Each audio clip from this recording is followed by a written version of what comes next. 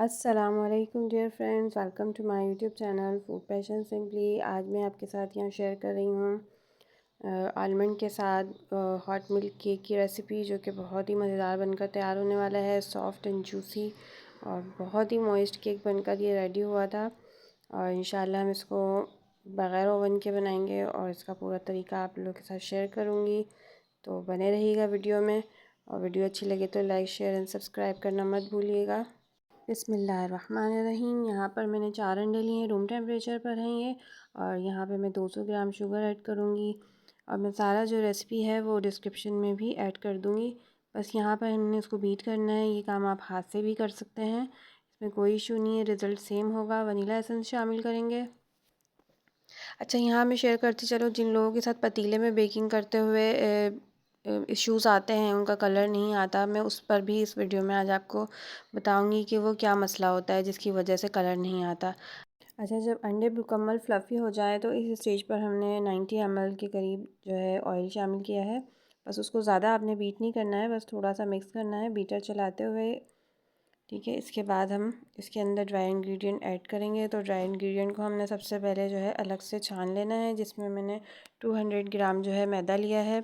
2 teaspoon जो है मैंने इसमें बेकिंग पाउडर लिया है। और तकरीबन 2 पिंच के करीब ही मैंने इसके अंदर नमक शामिल किया है।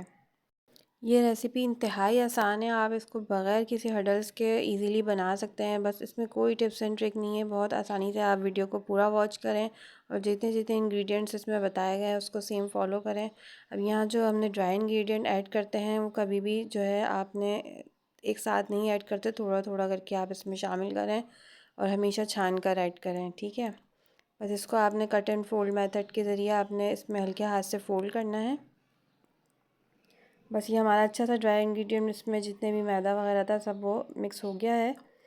कभी भी बैटर को आपने ओवर मिक्स नहीं करना है। अगर आप ओवर मिक्स करेंगे तो सारा बैटर जो है वो केक बनकर हार्ड बनकर तैयार होगा। अब यहाँ पर मैंने 200 ml के करीब जो है वो मिल्क लिया था और उसके अंदर मैंने 4 टेबल स्पून बटर शामिल किया है। और बटर मैंने मेल्ट कर लिया था तो वो थोड़ा गर्म था और दूध भी थोड़ा नीम गर्म था, ज़्यादा गर्म नहीं था। बस ज़रूरी नहीं कि आप हॉट करके डालें, बस इस तरीके से भी आप डाल सकते हैं। तो दूध मेरा गर्म था तो मैंने क्या करा कि गरम मेल्टेड बटर इसमें शामिल किया, अच्छे से उसको मिक्स किया। और अब मैं इस बैटर में आहिस्ता आहिस्ता पोर करते जाऊंगी और स्पैचुला से मिलाते जाऊंगी। यहाँ पर भी आपने ध्यान रखना है कि ओवर मिक्सिंग नहीं करनी है।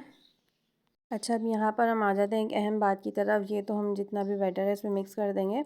अब यहाँ ओवर पतीले का इशू होता है। जब आप बिग बहुत बड़े साइज़ का भी पतीला ले लेते हैं तो और आंच आपकी स्लो होती है तो भी आपकी केक तो पक जाएगा उसके अंदर, लेकिन उसमें कलर का इशू आता है। तो मेरे साथ भी आज यहाँ इस केक में यही हुआ था। मेरा सांचा बड़ा था तो मैंने इसके हिसाब से बड़ा पतीला यूज़ किया। मैं यूजुअली जिस पतीले में बेकिंग करती हूँ, मैंने आज वो पतीला इस्तेमाल नहीं किया था। रेगुलर जब मैं बेकिंग करती हूँ तो मैं दूसरा इससे छोटा पतीला इस्तेमाल करती हूँ, क्योंकि मेरे पास ज़्यादातर छोटे मोल्ड हैं।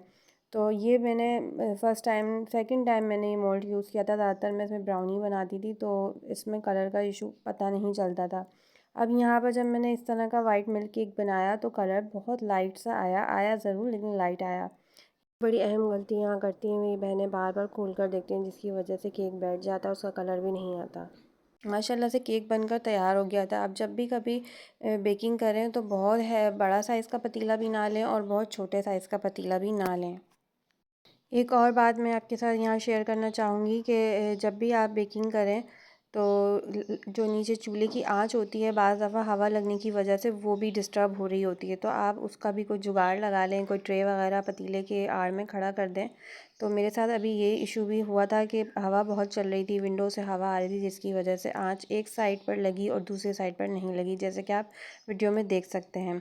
लेकिन फिर भी माशाल्लाह रेसिपी वंडरफुल थी, केक बहुत टेस्टी बना। इंशाल्लाह आप लोग ज़रूर ट्राई कीजिएगा और अगर मेरी टिप से आपको फ़ायदा हो तो मुझे ज़रूर से फ़ीडबैक दीजिएगा। ये मेरा अपना एक्सपीरियंस है जो मैं अक्सर फ़ेस करती रहती हूँ और माशाल्लाह तमाम केक में जो है पतीले में ही बेक करती हूँ।